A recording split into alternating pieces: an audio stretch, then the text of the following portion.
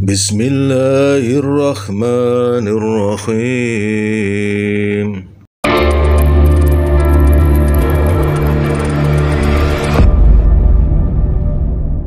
Assalamualaikum warahmatullahi wabarakatuh. Waalaikumsalam warahmatullahi wabarakatuh. Alhamdulillah Ustadz, kita bertemu lagi untuk terus berdakwah melalui YouTube. Dan hari ini kita ingin membicarakan sesuatu yang juga sangat penting tentu saja, yaitu tentang bagaimana metode menghafal Al-Quran yang paling efektif. Karena kita semua sebetulnya sebagai umat Islam harusnya ya semampu kita bisa menghafalkan Al-Quran. Syukur bisa 30 juz, syukur hanya berapa juz terserah lah. Ustadz sering tausiah kalau di sisa umur kita ini misalnya setahun itu 1 juz, misalnya masih sisa 10 tahun kan bisa 10 juz. Nah, sering disampaikan demikian. Kira-kira bagaimana Ustaz cara menghafal Al-Quran ini? Ya, pertama ya kita bersyukur ya Allah telah menurunkan Al-Quran dan memilih manusia yang terbaik yaitu Nabi Muhammad SAW yang mengemban mukjizat Al-Quran ini, yang menyampaikan Al-Quran ini, dan kita bergembira dengan mukjizat Al-Quran yang abadi, seperti disebut di beberapa ayat Al-Quran. Qul bifadlillahi wa birahmatihi fabidzalika falyafrahu wa khairum mimma yajma'un. Ini surah Yunus ya, surah ke-10 ayat 58. Katakanlah dengan karunia dan rahmat Allah, dengan itu hendaklah mereka bergembira. Maksudnya dengan Al-Quran ini, itulah Al-Quran itu hendaklah kita sikapi dengan gembira. Huwa khairum mimma yajma'un, dia itu lebih baik dari yang mereka kumpulkan. Maksudnya dari harta benda, kekayaan dunia. Jadi Al-Quran ini sesuatu yang mulia. Mereka yang hidup dengan Al-Quran, dibimbing oleh Al-Quran, akan menjadi orang yang mulia. Karena Al-Quran adalah kitabullah yang sangat mulia, kalamullah, dan Allah lah yang mengajarkan Al-Quran. Ar-Rahman 'allamal Quran, khalaqal insan 'allamahul bayan, asy-syamsu wal qamaru bihisban, wan najmu wasyajaru yasjudan, was-samaa'a rafa'aha wa wada'al mizan, alla tadghaw fil mizan wa aqimul wazna bil qisti wa la tukhsirul mizan, wal arda wada'aha lil anam, fiha faqihatu wan nakhlu dhatul akmam, wal habbu dzul asfi war raihan, fa bi ayyi ala'i rabbikuma tukadziban, dan seterusnya itu ya. Tabarakasmu rabbika dzil jalali wal ikram. Jadi pertanyaannya, bagaimana metode menghafal Quran? Kalau sebelumnya bisa juga ditanyakan, kok bisa ya orang itu hafal Quran? Ya. Apa ada orang yang hafal misalnya UUD 45? Ya. Ya, dari mulai preambul pembukaannya sampai belakangan ya, butir-butir ya, lampiran dan sebagainya. Itu saya kira sulit menghafal. Tapi mengapa Al-Quran itu mudah dihafal? Yang setebal itu. Yang setebal itu. Dan kemudian orang itu kok ya tidak lupa-lupa gitu. Ya, hafalannya itu kalau dia sudah hafal misalnya surah At-Takwir, ya, surah Al-Buruj, atau surah-surah yang dalam Quran, surah Al-Kahfi, surah Al-Mulk, ada 114 surah dalam Al-Quran itu, dari mulai Al-Fatihah, Al-Baqarah, Ali Imran, An-Nisa, Al-Maidah, Al-An'am, Al-A'raf, Al-Anfal, At-Taubah, Yunus, ya kan? Hud, Yusuf, Ar-Ra'du, Al-Hijru, Ibrahim, Al-Hijru, kemudian An-Nahl, kemudian Al-Isra, Al-Kahfi, Maryam, Toha, terus sampai dengan Al-Ikhlas, Al-Nas. Itu orang hafal. Malah ada yang masih sangat muda, ya kan? masih 4 tahun, 5 tahun, 7 tahun sudah hafal Al-Quran, luar biasa sekali ya. Oleh karena itu maka kita ini bersyukur sekali sebagai seorang muslim diberi oleh Allah anugerah mukjizat yang abadi, yaitu Al-Quranul Karim. Bagaimana cara menghafalnya? Memang begini ya teorinya. Kalau orang itu sejak kecil diajari Quran, membaca Quran, menghafal Quran, itu memang lebih kuat, ya kan? Al ilmu fis-sighari kan naqshi alal hajari.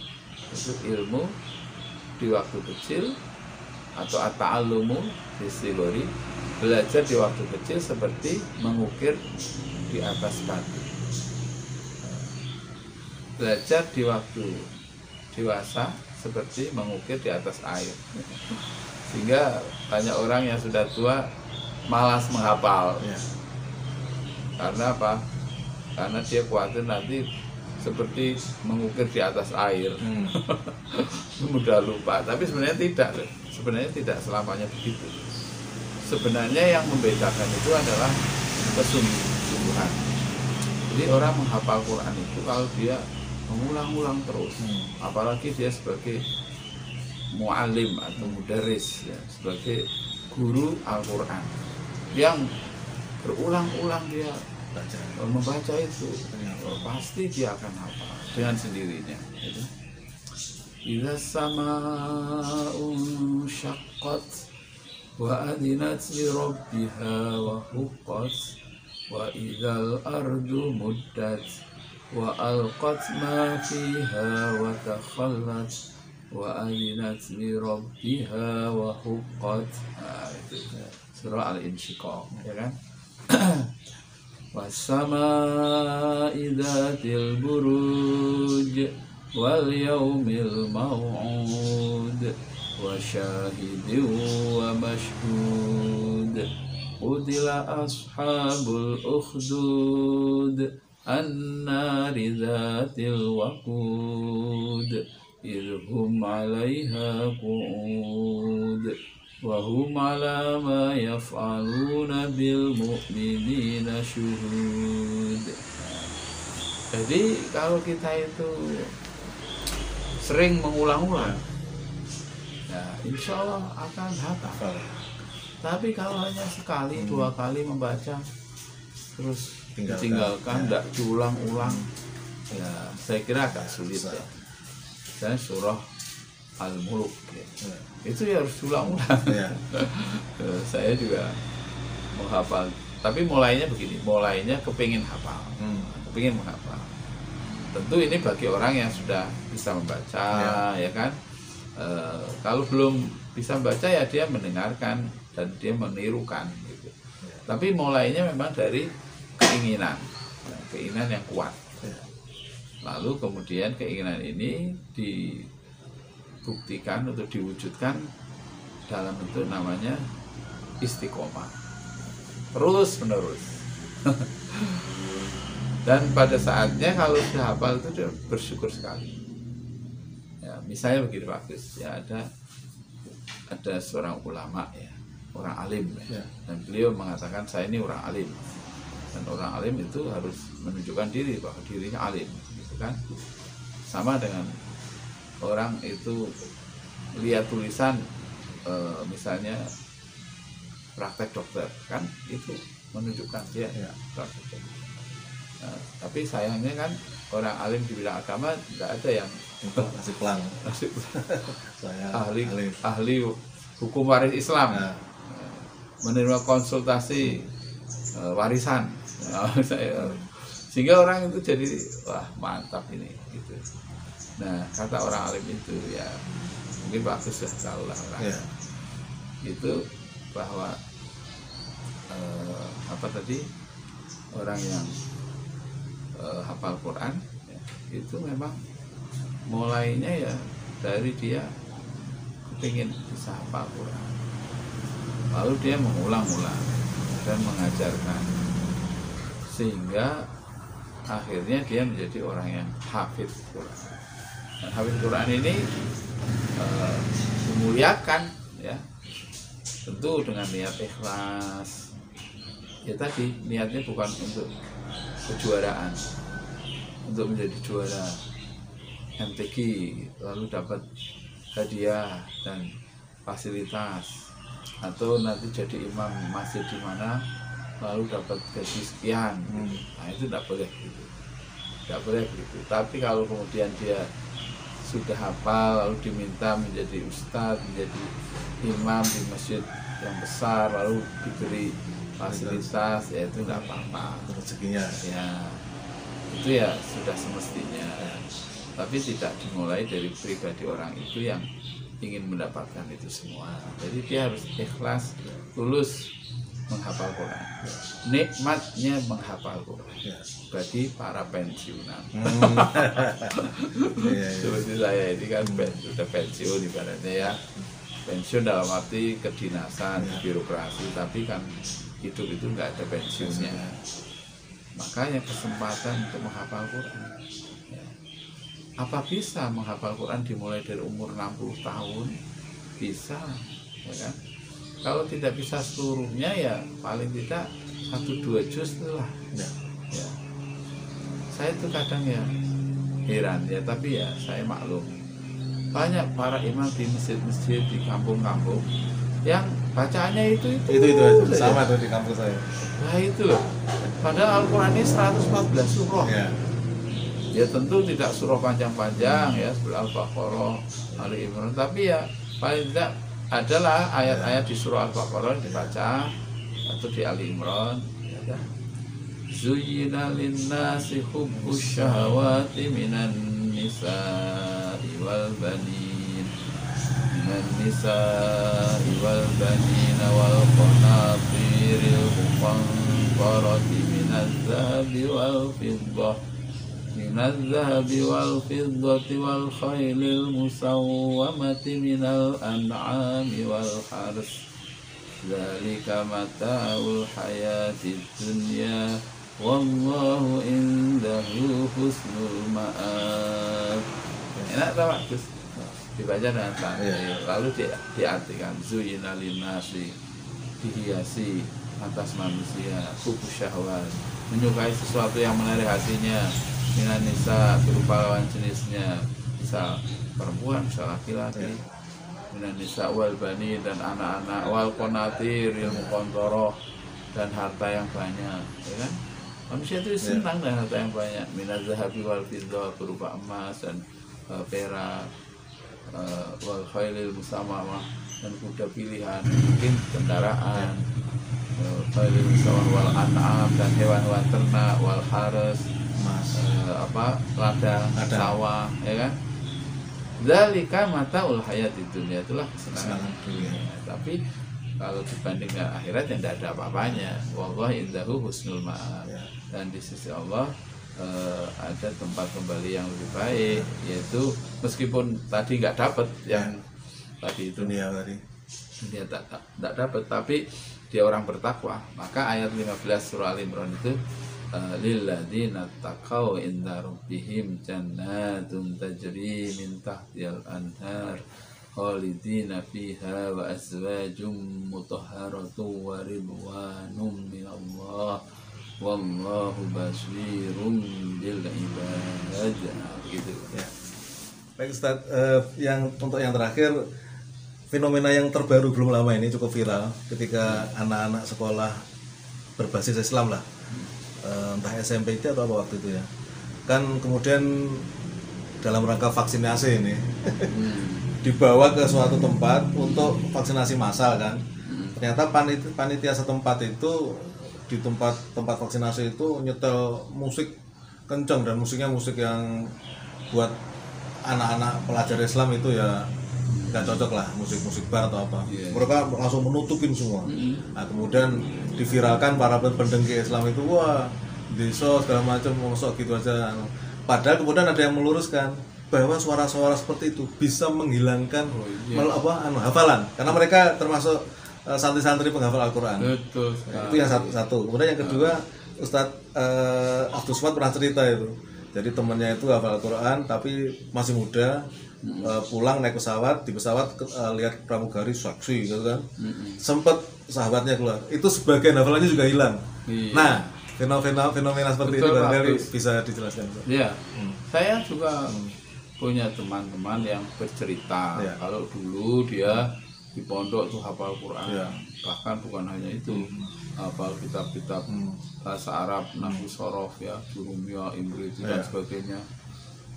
Lalu dia setelah dari pondok pesantren itu masuk di fakultas adab, sastra Arab, Ya. ya, ketemu lagi dengan Al-Quran.